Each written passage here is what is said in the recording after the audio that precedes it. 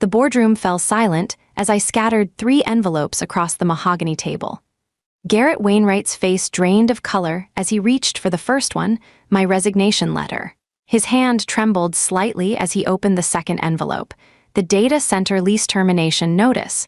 But it was the third envelope that made him go completely pale. The renewal proposal. Triple the maintenance costs.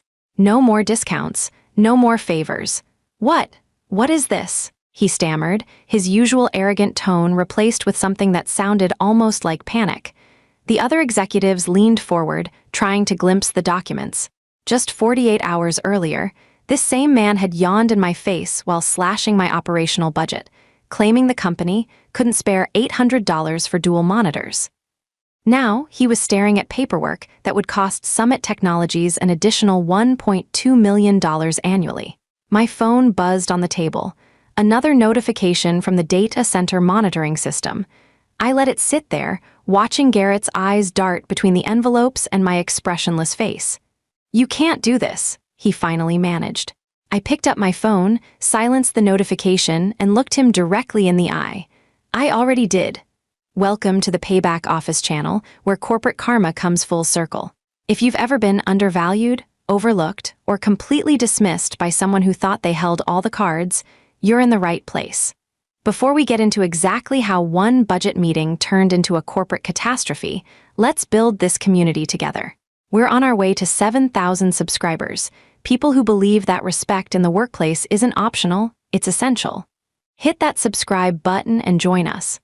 My name is Devon Winters, and until 2 days ago, I was the Director of Data Infrastructure at Summit Technologies, one of the fastest-growing fintech companies in the Pacific Northwest. For 7 years, I built their entire server ecosystem from the ground up, ensuring 99.99% uptime while keeping costs 40% below industry standard. My father was a union electrician, and my mother worked as a school administrator in an underfunded district. They taught me that honest work deserves honest respect, regardless of title or tax bracket. I learned early that empathy isn't weakness, it's the ability to see people as people, not as line items on a spreadsheet. That upbringing shaped everything about how I led my team and managed our infrastructure. I never forgot what it felt like to watch my parents stress over bills, to see my dad come home exhausted, but still make time to help neighbors with their wiring problems for free. Those lessons stayed with me even as I climbed the corporate ladder, earned my certifications, and eventually managed a department of 15 skilled professionals. I believed in meritocracy. I believed that good work, efficiency, and dedication would be recognized and rewarded. I was wrong. The trouble started 6 months before that boardroom confrontation, though I didn't recognize the warning signs at first. Summit Technologies had just secured Series C funding, $85 million from a consortium of venture capital firms. The announcement came with the usual fanfare. Company-wide meeting, champagne in the break room, excited talk about expansion and growth. Our CEO, Malcolm Hunt, gave an inspiring speech about scaling responsibly and maintaining the culture that got us here. Then they brought in Garrett Wainwright as the new chief financial officer. Garrett arrived from a failed startup in San Francisco, though his LinkedIn profile carefully reframed that failure as a successful strategic pivot and acquisition. He wore expensive suits that he somehow made look cheap, and he had this particular way of checking his watch while you were mid-sentence that made it clear he'd already decided you weren't worth his time. Our first interaction happened during his second week. He'd called a meeting with all department heads to review operational efficiency metrics. I prepared a comprehensive presentation showing how my team had reduced server costs by 40% compared to industry benchmarks while actually improving performance and reliability. I was proud of that presentation. It represented years of careful planning, relationship building, and creative problem-solving. Garrett spent the entire time scrolling through his phone. "These numbers," he said without looking up, "seem inconsistent with market rates. That's because we negotiated a unique arrangement with, I'll need you to submit all vendor contracts for review. We're likely overpaying."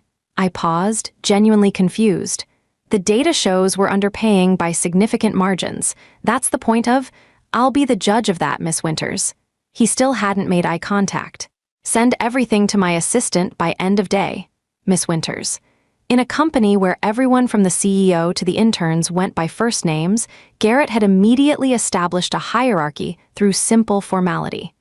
I sent the contracts. Never heard back.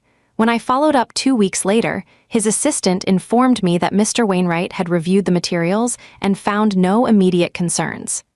The subtle message was clear. I was wasting his time. But I had bigger problems to focus on. Summit was scaling rapidly, adding new clients weekly, and our infrastructure was approaching capacity limits. I'd been planning for this growth, of course. That's literally what my job entailed, but we needed to accelerate our timeline. I submitted a capital expenditure proposal in August. $125,000 to upgrade our server capacity, improve redundancy systems, and enhance our monitoring capabilities. The request included detailed ROI calculations showing how the investment would support projected growth and prevent costly outages. Every year prior, these requests sailed through approval. Malcolm trusted my judgment, and the previous CFO, a sharp woman named Diane Rothberg, actually read proposals before making decisions.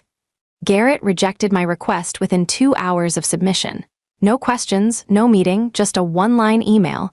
Request denied, insufficient justification for expenditure at this time. I scheduled a meeting. Got 15 minutes on his calendar 3 weeks later. When I finally sat down in Garrett's office, he had that same phone-scrolling posture, the same dismissive energy. The infrastructure upgrade is critical, I began, keeping my tone professional and factual. We're currently at 73% capacity, and our client acquisition rate suggests we'll hit critical thresholds by Q4. Without additional resources, 73% sounds like we have plenty of room. He finally looked up, one eyebrow raised as if I'd just said something foolish. In data infrastructure, operating above 70% capacity is considered high risk. We need headroom for traffic spikes, redundancy, and... Miss Winters, I appreciate your caution, but we're not going to spend 6 figures because you're uncomfortable with standard operational parameters. Learn to do more with less. That's how efficient companies operate. This isn't about comfort. It's about preventing service disruptions that could cost us clients, and if you can't manage your current resources effectively, perhaps we need to discuss whether you're the right person for this role. The threat hung in the air between us. My jaw tightened, but I maintained composure. I've maintained 99.99% uptime for 7 years while keeping costs 40% below. Yes, I've heard this stat. You're very proud of your discounts. He waved his hand dismissively. But past performance doesn't justify blank check spending. Request denied. I left that meeting with a cold clarity settling in my chest. This wasn't about budgets or efficiency metrics. This was about power and ego. Garrett needed to establish dominance, and I had the misfortune of running a department he didn't understand but felt entitled to control anyway. I went back to my team and did what I'd always done, found creative solutions. We optimized code, compressed data more aggressively, and implemented smarter load balancing. We squeezed performance out of our existing infrastructure through sheer technical skill and long hours. It worked mostly. We stayed ahead of the growth curve, barely. My team was exhausted, but we kept Summit systems running flawlessly. Then came the dual monitor incident. One of my senior engineers, a brilliant woman named Alexis Morrison, had been with Summit for 5 years, and she was absolutely essential to our operation. She handled our most complex database optimizations and could troubleshoot issues that would baffle most professionals. Alexis had been working on a single 24-inch monitor for 3 years, constantly toggling between windows while managing multiple server environments simultaneously. She never complained, but I knew it was slowing her down and causing eye strain. During our one-on-one meeting in late October, I brought it up. I'm submitting an equipment request for the team, I told her. Dual monitors for everyone who needs them, you're top of the list. Her face lit up. Really? That would make such a difference for the database migrations. Should have done it years ago. My fault for not prioritizing it. The request was modest, $800 per workstation for 10 team members. Total cost, $8,000. For context, Summit had just spent $45,000 redecorating the executive floor with ergonomic furniture and wellness-focused design elements. Garrett's new desk alone cost more than monitors for my entire team. I submitted the request through proper channels, included productivity metrics and ergonomic justification, and waited. The budget review meeting happened on a Wednesday morning in early November. Present were Malcolm, Garrett, our COO Timothy Lang, and the various department heads presenting their quarterly requests. Marketing wanted $50,000 for a rebrand. Approved, pending final proposal review. Sales wanted new CRM software at $30,000 annually. Approved, with enthusiasm about potential ROI. HR wanted to bring in a consultant for $25,000 to improve workplace culture and employee engagement.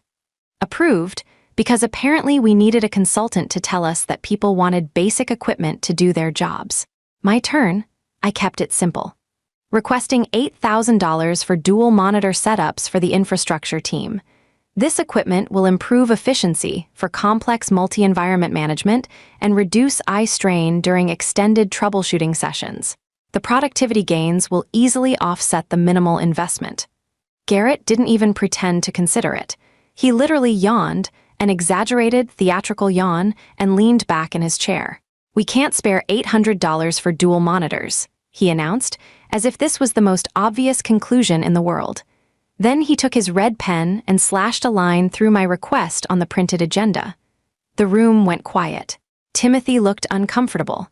Malcolm was reading something on his tablet, not really paying attention. "It's $8,000 total," I corrected, keeping my voice level. "For 10 engineers who manage every system this company depends on. I heard you the first time. Request denied. Your team has monitors. They can keep using them." He was already looking at the next item on the agenda. Something snapped inside me, not explosively, more like a cable pulled too tight, finally reaching its breaking point. "Just to clarify," I said slowly, "you're denying $8,000 for equipment that directly impacts our ability to manage infrastructure efficiently?" "That's correct." He didn't even look up. "But you approved $45,000 for executive floor furniture last month." Now he looked up. His expression hardened.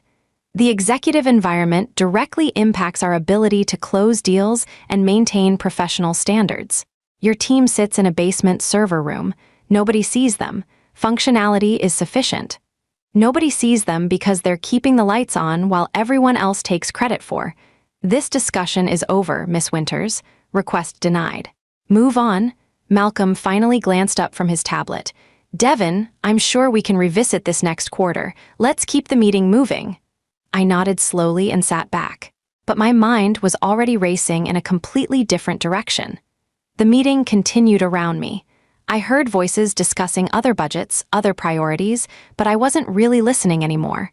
I was doing calculations. Specifically, I was calculating the value of my silence. For 7 years, I'd been managing Summit's data infrastructure with a unique arrangement that nobody except me, Diane, the former CFO, and our data center partner really understood. When Summit was a scrappy startup operating out of a shared office space, we couldn't afford traditional data center contracts. The big providers wanted long-term commitments and premium pricing, so I got creative. Through a former colleague, I connected with a regional data center company called Pacific Crest Solutions. They were newer, hungry for clients, and willing to negotiate unusual terms. I brought Summit in as a client, yes, but I also brought something else: my personal reputation and expertise. The owner of Pacific Crest, a veteran IT professional named Raymond Schultz, knew me from industry conferences. He knew my work. He trusted that any company I was managing infrastructure for would be a reliable, low-maintenance client. Based on that trust, Raymond offered Summit a deal that was unprecedented in the industry. A month-to-month lease arrangement at 60% of standard market rates, with the understanding that I would personally oversee all technical aspects and minimize support burden on his team. Essentially, Pacific Crest was betting on me, not on Summit Technologies. The arrangement was documented in our contract, though buried in technical language that most financial people would skim right over. Section 7.32 specified that the preferential rate structure was contingent upon current technical oversight and relationship management protocols. In plain English, the discount existed because I existed in my role, maintaining the relationship and managing everything so efficiently that Pacific Crest never had to worry about Summit as a client. If I left, that preferential rate evaporated. Summit would either need to renegotiate at standard market rates, which would be approximately 2.5 times what they currently paid, or find a new provider, which would involve massive migration costs and risk. I'd mentioned this arrangement to Diane during her tenure as CFO. She understood immediately and actually thanked me for the innovative deal structure. She made sure my compensation reflected my value, approved my budget requests without hassle, and generally treated me like the strategic asset I was. Garrett had never bothered to understand any of this. He'd received the contracts during his review, seen the low numbers, and apparently assumed Summit just had generic good rates because of market competition or something. The truth was that Summit Technologies was saving approximately $1.2 million annually because of my personal relationship with Pacific Crest Solutions, and Garrett Wainwright couldn't spare $8,000 for my team's monitors. I sat in that conference room, half listening to someone from product development discuss their budget needs, and made a decision that felt both terrifying and liberating. I was done, not just frustrated or angry, actually done. I'd spent 7 years building something I was proud of, leading a team I cared about, and working for a company I'd believed in. But watching Garrett yawn while dismissing my team's basic needs, after months of his condescension and short-sighted penny-pinching, crystallized something I'd been avoiding. They didn't value me. They valued the results I produced while taking me completely for granted. That evening, I had a video call with Raymond at Pacific Crest Solutions. We'd maintained regular communication over the years, quarterly check-ins to ensure everything was running smoothly. "Devon, good to see you," Raymond greeted me warmly. "Everything running well on your end?" "Actually, Raymond, I need to discuss something sensitive." His expression shifted to concern. "What's going on?" "I'm planning to resign from Summit. I wanted to give you advance notice because I know our contract situation is unique." Raymond leaned back in his chair, processing this information. "That's significant. Can I ask what happened? You've seemed happy there for years." I gave him the abbreviated version. New CFO, fundamental lack of respect, increasing difficulty doing my job effectively. "I'm sorry to hear that," Raymond said genuinely. "You've been one of the best clients we've ever had, and I mean you specifically, Devon. Your leadership is the only reason we've been able to maintain those rates for Summit." "I understand. That's why I'm calling. I want to handle this transition ethically. What do you need from me?" Raymond was quiet for a moment, thinking. "Well, contractually, our agreement specifies that the current rate structure is tied to your oversight. If you're leaving, Summit will need to renegotiate. Standard procedure would be a 90-day notice period, then rates adjust to market levels. Which would be," he pulled up something on his computer, "for their current usage, approximately $1.47 million annually, compared to the $580,000 they're paying now under our special arrangement." The number hung in the air between us, nearly $1 million in additional annual costs. "However," Raymond continued, "there's a clause in Section 7.32 that allows for immediate rate adjustment if the key personnel requirement isn't maintained. That was included specifically because our preferential pricing was predicated on your involvement. So if I resign, the rate changes immediately?" "Technically, yes, though we'd typically offer a transition period as a courtesy. But Devon, I'll be direct with you. Without your oversight, Summit becomes a much higher-risk client for us. They've grown significantly, their demands have increased, and frankly, I don't have confidence in their technical judgment based on some of the requests we've been getting lately." That caught my attention. "What requests?" "Their CFO's office has been reaching out, asking about switching to cheaper providers, questioning our pricing, requesting detailed breakdowns that suggest they don't understand what they're actually paying for. It's been concerning. I've been copying you on those emails." I checked my inbox. Sure enough, there were several forwarded messages from the past month that I'd filed away, not realizing they were part of a pattern. Garrett's assistant had been price shopping, sending out RFPs to budget data center providers. The irony was almost funny. Garrett thought he was being a savvy negotiator, looking for better deals, completely unaware that he already had the best deal possible, and his antagonistic behavior was about to destroy it. "Raymond, I need to give my notice soon. Whatever happens with Summit after I leave is their decision to manage. I just wanted you to have appropriate warning." "I appreciate that, Devon. And for what it's worth, whatever you do next, if you need data center services or want to bring another client to us, you'll always get the same preferential treatment. You've earned that trust." We ended the call with mutual respect intact. I'd done my due diligence, warned my partner, and maintained my professional integrity. Now I needed to write my resignation letter. I spent the next evening crafting it carefully. Professional, concise, giving the standard 2 weeks' notice. I didn't elaborate on reasons for leaving, didn't lodge complaints, didn't burn bridges. Just a simple statement that I was resigning from my position as Director of Data Infrastructure, effective in 2 weeks, and would ensure a smooth transition of responsibilities. The second document was addressed to Raymond at Pacific Crest Solutions. Formal notification that I would no longer be serving in my current role at Summit Technologies, and therefore the special rate arrangement should be adjusted per our contract terms. The third document was the one that gave me a grim sense of satisfaction. A renewal proposal that Raymond had prepared at my request, showing what Summit's costs would look like under standard market terms. 3-year contract, $1.47 million annually, standard support levels, no special accommodations. I printed all 3 documents, placed them in separate envelopes, and put them in my bag. Then I waited for the right moment. It came 2 days later during the quarterly capital budget presentation, a full board meeting with executives, senior leadership, and several board members dialing in remotely. Garrett was presenting the financial overview, highlighting cost savings and efficient resource management. "Our operational efficiency has improved 12% over the previous quarter," he announced proudly, clicking through his presentation. "We've maintained strict budget discipline across all departments, eliminating unnecessary expenditures and focusing resources on revenue-generating activities." My phone buzzed on the table in front of me. A notification from our data center monitoring system, something I'd configured to send me updates during critical meetings, so I'd always be informed of system status. Malcolm, sitting next to me, glanced over at my phone screen out of habit, then looked at me with slight confusion. The notification was routine, nothing urgent, but his glance reminded me that I was sitting in this room, still doing my job, while Garrett took credit for efficiency that primarily meant denying my team basic equipment. I stood up. Several people looked at me, surprised by the interruption. "Devon, is everything all right?" Malcolm asked. "I need to address something time-sensitive," I said calmly. I walked to the front of the room where Garrett stood at the presentation screen.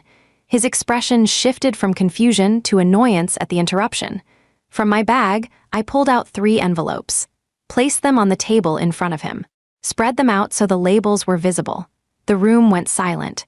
Garrett's face began changing color as he read the envelope labels. Letter of resignation, Pacific Crest Solutions, contract notification, data center services renewal proposal. "What is this?" His voice tried to maintain authority, but came out uncertain. "The first envelope is my resignation, effective immediately," I said. My voice carried clearly through the quiet room. "I'm forfeiting my 2-week notice period. The second envelope is notification to our data center provider that I'm no longer serving in my current capacity. The third envelope is the renewal proposal showing what our data center costs will be going forward." Garrett opened the third envelope first. Still not grasping the situation, I watched his eyes scan the numbers, saw the moment comprehension hit. His face went from pink to white. "This says $1.47 million annually. We pay $580,000. This must be a mistake." "No mistake. We pay $580,000 because 7 years ago, I negotiated a unique arrangement based on my personal relationship and reputation with Pacific Crest Solutions. That preferential rate was contingent on my direct oversight and management, as specified in Section 7.32 of our service contract." Malcolm stood up. reaching for the document. Wait, hold on. Devon, what exactly are you saying? I'm saying that Summit Technologies has been saving approximately $890,000 annually on data center costs, because of an arrangement I personally established and maintained. That arrangement terminates with my employment. The renewal proposal reflects standard market rates. Timothy, the COO, was now also reading over the documents, his face growing pale. This can't be right. We can't afford an additional $1 million annually in operational costs. That would completely destroy our margins. You should have thought about that before denying $8,000 for equipment my team needed to do their jobs effectively, I said. Looking directly at Garrett, one of the board members on the video call spoke up, her voice sharp. Someone explain what's happening here. Why is our data center cost potentially increasing by 150%? Garrett was fumbling through the renewal proposal, desperately looking for an out. This is ridiculous. We can find another provider. There are dozens of data center companies that would charge you similar rates. Yes, I interrupted. And migration would cost approximately $200,000, take 4 to 6 months, and carry significant risk of service disruptions. You're welcome to explore those options, but I won't be here to manage that process. Effective immediately. Malcolm looked stricken. Devon, surely we can discuss this. If this is about the monitor request, it's not about monitors, Malcolm. It's about fundamental respect and recognition of value. For 7 years, I've kept your infrastructure running flawlessly, while saving this company nearly $1 million annually through personal relationships and expertise. And your CFO yawned in my face while denying basic equipment for my team, because he couldn't spare a rounding error in your quarterly budget.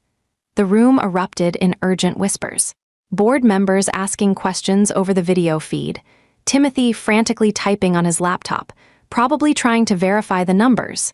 Garrett looked like he might be sick.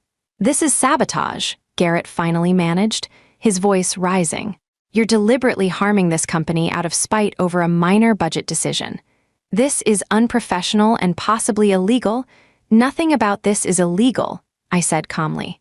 I negotiated a contract that benefited Summit enormously, disclosed the terms to leadership, and managed it effectively for 7 years. I'm now exercising my right to resign from my position. The contract terms are clear. Preferential rates were tied to my oversight. I'm no longer providing that oversight. Pacific Crest Solutions is simply adjusting to standard market rates, as is their right and as is specified in the contract your office reviewed and apparently didn't fully understand. One of the board members spoke up from the video screen, an older man named Howard Finch. Malcolm, did you know about this arrangement? This seems like a significant dependency on a single employee. Malcolm looked uncomfortable. I knew Devon had negotiated good rates with our data center provider. I didn't realize the terms were quite so, specifically tied to her individual role. Because you never asked, I said, not unkindly. The information was available. Diane understood it. But after she left and Garrett came in, nobody bothered to understand the infrastructure arrangements. You just enjoyed the low costs and assumed they were permanent entitlements. Garrett had recovered some of his composure, though his face was still pale. We'll renegotiate. Obviously, Pacific Crest wants to keep our business. They're not going to kill a relationship over the departure of the person who brought them the client and managed everything flawlessly for 7 years. I finished his sentence. Actually, I spoke with Raymond Schultz, the owner of Pacific Crest. He's been concerned about Summit's trajectory for months. Your office has been sending out RFPs to budget providers, questioning their pricing, generally behaving like you don't value the relationship. Without me as the liaison, you're just another mid-sized client with growing demands and apparently difficult management. He's happy to keep your business at market rates, but the preferential treatment is over. Timothy was reading something on his laptop screen. The contract really does specify this. Section 7.32, exactly as Devon stated. The rate structure is contingent on current technical oversight and relationship management protocols. I'm looking at it right now. Howard's voice came through the speaker again. Garrett, did you review this contract when you took over as CFO? I reviewed hundreds of contracts, Garrett said defensively. I can't be expected to memorize every technical clause in every vendor agreement. This isn't just any vendor agreement, I said. This is your single largest infrastructure expense. And you couldn't be bothered to understand it before antagonizing the person who made it possible. The meeting dissolved into chaos, board members demanding answers, Malcolm trying to restore order, Garrett attempting to blame me, blame Pacific Crest, blame anyone except himself, Timothy running calculations on what this would do to their operating expenses. I simply collected my bag and walked toward the door. Devon, wait, Malcolm called out. We need to talk about this. Surely there's some accommodation we can reach. I paused at the doorway and turned back. Malcolm, you're a good person and you built something impressive here, but you empowered someone who values optics over substance, who cuts costs without understanding value, and who treats expertise as disposable. I hope Summit succeeds, genuinely, but I won't be part of an organization that asks me to beg for basic respect. Name your price, Garrett blurted out, desperation creeping into his voice. Whatever you want, salary increase, equity, whatever. Just stay and maintain the Pacific Crest relationship. I looked at him for a long moment. Last week, I would have stayed for $8,000 worth of monitors and a basic acknowledgement of my team's value. Today, there's no number high enough. Some bridges once burned, stay burned. I walked out of the conference room, down the elevator, and out of Summit Technologies for the last time as an employee. The aftermath unfolded over the following weeks, though I wasn't directly involved. I heard through former colleagues who kept in touch, and through industry connections who found the whole situation darkly amusing. Summit tried to negotiate with Pacific Crest Solutions. Raymond was professional and courteous, but firm. The preferential rate had been a personal accommodation for me, not a standard business arrangement. At market rates, he'd be happy to continue serving Summit. Otherwise, they were welcome to seek services elsewhere. Summit sent out RFPs to other data center providers. The quotes came back ranging from $1.3 million to $1.8 million annually. Several providers, upon learning that I was no longer managing Summit's infrastructure, actually increased their quotes, citing higher support costs for clients without strong technical leadership. Garrett tried to hire my replacement quickly, hoping to find someone who could either negotiate better rates or manage a migration. He learned that senior infrastructure directors with my experience and track record commanded salaries $40,000 minus $60,000 higher than what I'd been making. Several candidates, upon researching Summit and learning about the circumstances of my departure, withdrew from consideration. The industry is smaller than people think, and word spreads quickly about companies that mistreat technical leadership. Malcolm reached out to me personally 3 weeks after my resignation. We met for coffee at a neutral location. He looked tired. I owe you an apology, he said without preamble. I should have been paying attention. I should have understood what you were contributing beyond just keeping the servers running. I appreciate that, I said honestly. The board is furious. We're looking at $900,000 in additional annual costs. Our margins can't absorb that easily. We'll have to cut other areas, probably delay some expansion plans. I didn't respond. It wasn't my problem to solve anymore. Garrett's on thin ice, Malcolm continued. The board sees this as a catastrophic failure of due diligence and relationship management. There's talk of replacing him, but we're stuck with him for at least another quarter while we sort out this mess. What about my team? I asked. That was the part I still cared about. Are they being taken care of? Malcolm had the decency to look ashamed. We approved the monitor request and gave them all raises and hired 2 additional engineers to reduce workload. Closing the barn door after the horse has bolted, I know. They're good people. They deserve support. They deserved it when you were asking for it on their behalf. He paused. For what it's worth, I learned something expensive here. Infrastructure isn't just a cost center to be minimized. The people who build and maintain critical systems are strategic assets, not line items. Expensive lesson, I agreed. Is there any chance you'd consider coming back? Name your terms, truly. Garrett won't interfere, I'll make sure of that. The board authorized me to offer whatever it takes. I'd anticipated this ask, already thought through my answer. Malcolm, even if I wanted to, I couldn't. I spoke with Raymond last week. He's found a new client for the infrastructure capacity he was holding for Summit at preferential rates. Someone I referred to him, actually. That door is closed permanently. Malcolm's face fell. He'd been holding on to hope that there was a path back to the old arrangement. "Where are you going?" he asked. "What's next for you?" I smiled. "I'm joining a startup as VP of Infrastructure and Technical Operations.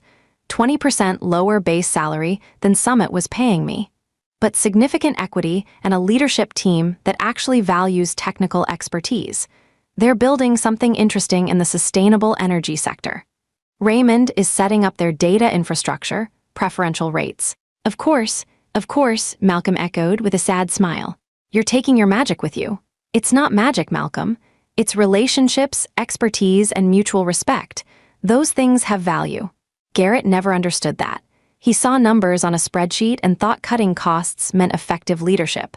He optimized for short-term savings without understanding long-term value. We finished our coffee with polite conversation. Industry trends, mutual connections, no hard feelings on my part, honestly. Malcolm had made mistakes, but he'd never been malicious, just inattentive.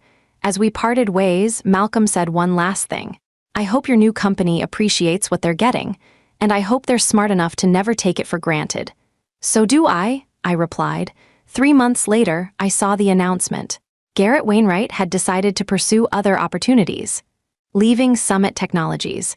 Corporate speak for being fired, of course. His LinkedIn profile soon showed him at a much smaller company, much less impressive title. Timothy, the COO, took over financial oversight temporarily. One of his first actions was sending a company-wide memo about the importance of recognizing and retaining key talent, about understanding the difference between cost-cutting and value destruction. A few of my former team members reached out. Alexis Morrison, the senior engineer who'd sparked the monitor controversy, sent me a message. "Got my dual monitors, got my raise, but it doesn't feel right. We all know why these changes happened.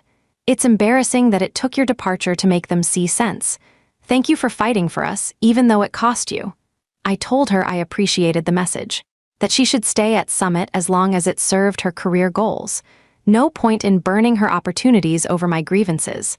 But then I added, "If you ever want to explore sustainable energy infrastructure challenges, let me know. We're building something interesting over here." She joined my new team 2 months later. So did 2 other engineers from Summit, not because I poached them. I made a point of never directly recruiting, but because talented people talk to each other. And word got around that there was a better option available. Summit eventually stabilized. They negotiated a slightly better rate with Pacific Crest, not anywhere near the preferential rate I'd secured, but about 10% below the initial renewal quote. They hired a competent infrastructure director at a premium salary. They continued growing, though more slowly than projected, due to the increased operational costs. The company survived, but it paid a price that went far beyond the $890,000 in additional annual data center costs. They lost institutional knowledge, team cohesion, and the intangible benefits that come from having leadership that understands the systems they depend on. All because someone couldn't spare $8,000 for monitors. My new role has been everything I hoped for. The startup, Green Grid Innovations, is working on smart grid technology for renewable energy distribution. The infrastructure challenges are complex and meaningful. The leadership team includes the CTO in technical decisions. Actually reads the proposals I submit. When I requested upgraded equipment for my growing team, including dual monitors, standing desks, and high-quality development tools, the CFO approved everything within 24 hours. Added a note, "Let us know if there's anything else the team needs. Infrastructure is our foundation, and we invest in foundations." Revolutionary concept, apparently. I also work closely with Raymond at Pacific Crest Solutions. We're actually partnering on a case study about how relationship-based contract structures can benefit both providers and clients when managed with mutual respect and clear communication. It's being published in an industry journal next quarter. The case study doesn't name Summit Technologies directly, but industry insiders will recognize the situation. It's become a cautionary tale that recruiters and consultants reference when talking about the hidden costs of poor technical leadership and the value of understanding your infrastructure dependencies. Reflection and conclusion: looking back, I don't regret my decision. Not for a second. Could I have handled it differently? Maybe. Could have given more notice. Tried harder to make leadership understand before it reached crisis point. Been more patient with Garrett's learning curve. But here's what I know. Patience in the face of disrespect isn't virtue. It's self-abandonment. I spent months trying to work within the system, documenting my value, making reasonable requests, following proper channels. Every attempt was dismissed, belittled, or ignored. At some point, continuing to accept that treatment sends a message to leadership, to your team, to yourself, that it's acceptable. It's not. The dual monitor request wasn't really about monitors. It was a symbol of something larger. Weather Summit valued the people who made everything else possible. When Garrett yawned while slashing that request, after approving far larger expenditures for executive aesthetics, he answered that question definitively. Some people might call what I did vindictive, unprofessional. They might argue I should have stayed, taken the high road, continued being the bigger person. To them, I'd say, the high road doesn't mean accepting a path that leads nowhere. Sometimes the most professional thing you can do is clearly demonstrate the consequences of short-sighted leadership. I didn't sabotage anything. I created the Pacific Crest arrangement legally and ethically, disclosed it to appropriate leadership, managed it flawlessly for 7 years. When I chose to resign, which is every employee's right, the natural consequences of that arrangement simply became visible. Garrett's failure wasn't in denying the monitor request specifically. His failure was in never understanding the systems and relationships that made his cost efficiency numbers look good. He took credit for savings he didn't create and couldn't maintain, then antagonized the person who'd actually generated that value. That's not effective financial leadership. That's luck running out. My former colleague summed it up perfectly. You can't optimize what you don't understand, and you can't retain what you don't value. Summit didn't understand their infrastructure arrangements, and they didn't value the expertise that made those arrangements possible. They learned both lessons the expensive way. As for me, I'm building something new with people who understand that investment in people and infrastructure isn't an expense to minimize. It's a foundation to strengthen. My team at Green Grid just got approval for a comprehensive training budget, new collaboration tools, and yes, triple monitor setups for anyone who wants them, not because we begged, but because leadership understands that enabling talented people to do their best work is how you build something sustainable.